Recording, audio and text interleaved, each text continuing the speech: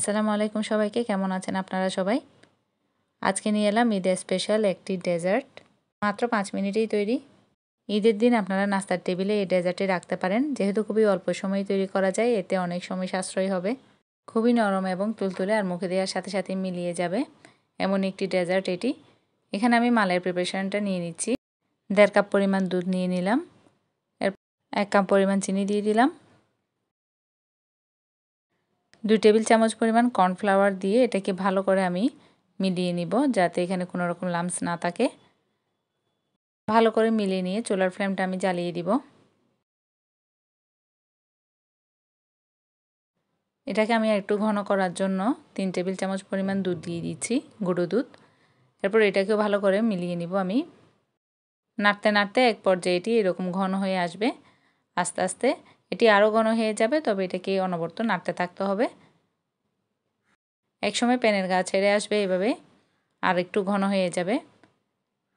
এখন এখানে আমি একটু ফ্লেভারের জন্য আর কালারফুল দেখার জন্য, দেখতে যাতে একটু সুন্দর লাগে, আমি রুহ আফজা দিয়ে দিচ্ছি। অন্য কোনো ফুড কালার ইউজ করিনি, আমি রুহ আফজাটা দিচ্ছি ফুড কালারের পরিবর্তে।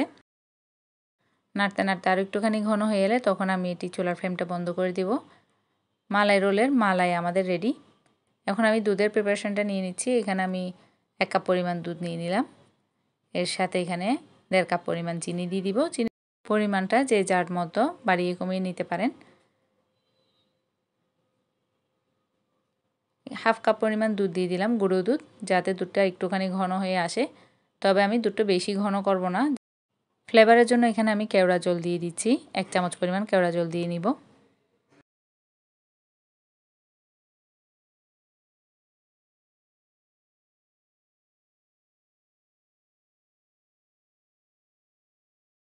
এভাবে নাড়তে নাড়তে এক পর্যায়ে একটুখানি ঘন হয়ে আসলে দুধটি, আমি তখন চুলার ফ্লেমটা বন্ধ করে দিব। এভাবেই দুধটি কিছুক্ষণের মধ্যে একটুখানি ঘন হয়ে এসেছে।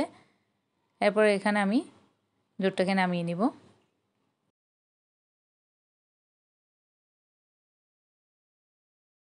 রোলের জন্য আমরা এখন রুটির প্রিপারেশনটা করে নিচ্ছি। এখানে আমি পাউরুটি নিয়ে নিলাম। এরপর এর চারপাশের বর্ডারগুলোকে আমি কেটে নিব।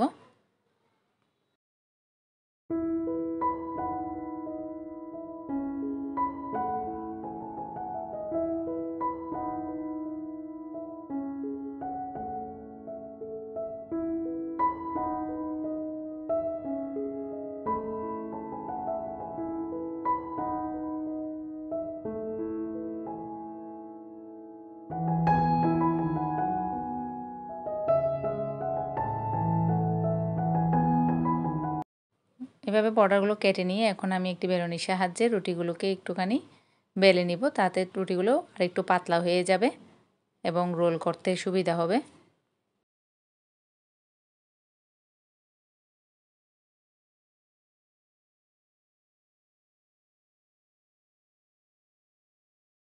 সবগুলো বেলা হয়ে গেলে এখন আমি এখানে এর মাঝখানে যে তৈরি করে রেখেছিলাম মালাইটি, এটি দিয়ে দিব।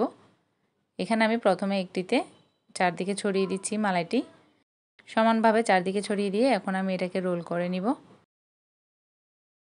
আলতো হাতে এখন আমি এটাকে এভাবে ভাঁজ করে নিব। এভাবে করে আমি রোলের শেপ দিয়ে নিব এক একটা সবগুলোকে।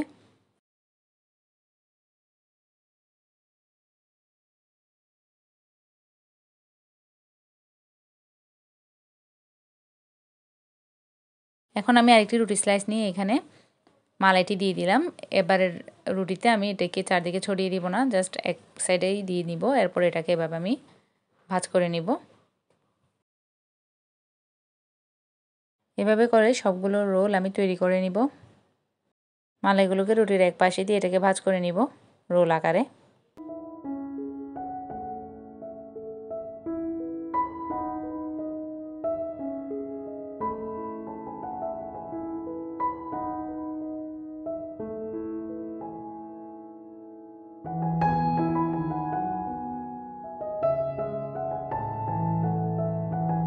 সবগুলো রোল আমি তৈরি করে নিয়ে এখন তৈরি করে রাখা দুধের মিশ্রণটি রোলের ওপর দিয়ে দিব। একটু বেশি পরিমাণেই দুধের মিশ্রণটি দিতে হবে, যাতে রোলগুলো বা রুটিগুলো দুধটাকে সোক করে নেয়। আর কিছুক্ষণের মধ্যে দেখা যাবে অতিরিক্ত দুধগুলো একেবারে শুকিয়ে গেছে। একেবারে রোলগুলো দুধটাকে একেবারে টেনে নিবে। এখন আমি গার্নিশিংয়ের জন্য এখানে পেস্তা বাদাম কুচি দুই পাশেই দিয়ে দিব। গার্নিশিংয়ের জন্য চাইলে এখানে কিশমিশও দেওয়া যেতে পারে, তো আমি এখানে পেস্তা বাদাম কুচিটাই দিয়ে দিলাম। এটাও তৈরি হয়ে গেল মজাদার ব্রেড মালাই রোল। তৈরি করতে সময় লাগে মাত্র 10 মিনিট, কিন্তু খেতে হচ্ছে দারুণ মজার। আসন্ন ঈদেও এটি ডেজার্ট হিসেবে আপনাদের ঈদের নাস্তার টেবিলে এটি রাখা যেতে পারে। খুবই অল্প সময়ে ঝটপট তৈরি করে নেওয়া যায়। নরম তুলতুলে এই ডেজার্টটি বড় থেকে ছোট সবারই খুবই পছন্দের। এখন আমি একটি কেটে দেখাচ্ছি। এতটাই নরম আর তুলতুলে, আর কাটার সাথে সাথেই ভেতরের অন্য কালারের মালাইটি দেখা যাচ্ছে। এখানে রুয়াফজা দেওয়ার কারণে যেহেতু ভিন্ন কালার এসেছে, এটি খাওয়ার সময়ও দেখতে খুবই আকর্ষণীয় লাগছে। ভিডিওটি ভালো লাগলে অবশ্যই একটি লাইক দিয়ে দিবেন। আজকের জন্য এই পর্যন্তই। আল্লাহ হাফেজ।